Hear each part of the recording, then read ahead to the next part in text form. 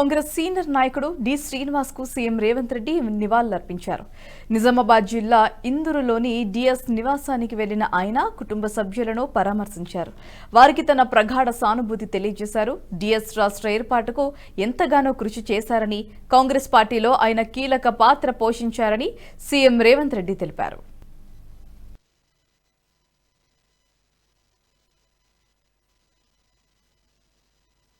తెలంగాణ రాష్ట్ర ఏర్పాటు ప్రక్రియలో డి శ్రీనివాస్ గారు ఎవరూ మర్చిపోలేని పాత్రను పోషించారు.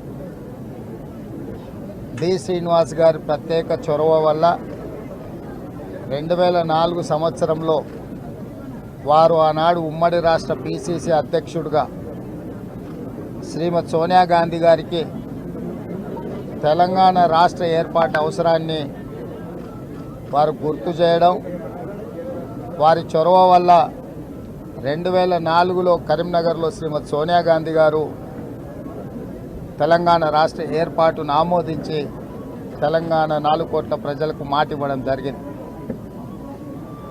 2004లో కాంగ్రెస్ పార్టీ అధికారంలోకి రావడానికి ఆనాడు మహాకూటమి CPI, CPM, TRS, Congress party, MIM సహకారంతో కాంగ్రెస్ ప్రభుత్వాన్ని రాష్ట్రంలో, కేంద్రంలో ఏర్పాటు చేయడానికి వారి చొరవ ఎంతో ఉపయోగపడ్డది.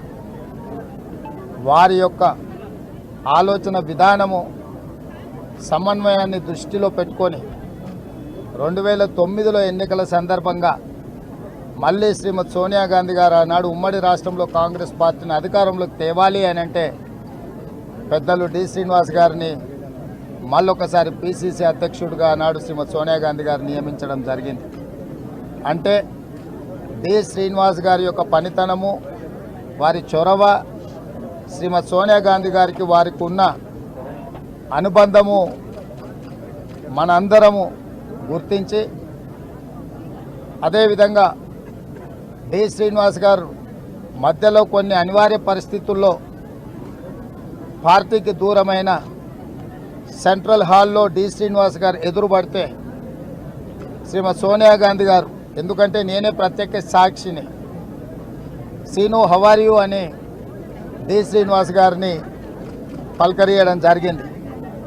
అప్పుడు నేను డి శ్రీనివాస్ గారు మన పార్టీలో లేరు తెలుసు కదా మేడము అని అంటే, పార్టీలో లేకపోయినా డి శ్రీనివాస్ మన మనిషి, మనవాడు అని చెప్పి శ్రీమతి సోనియా గాంధీ గారు ఆప్యాయంగా డి శ్రీనివాస్ గారిని గుర్తించి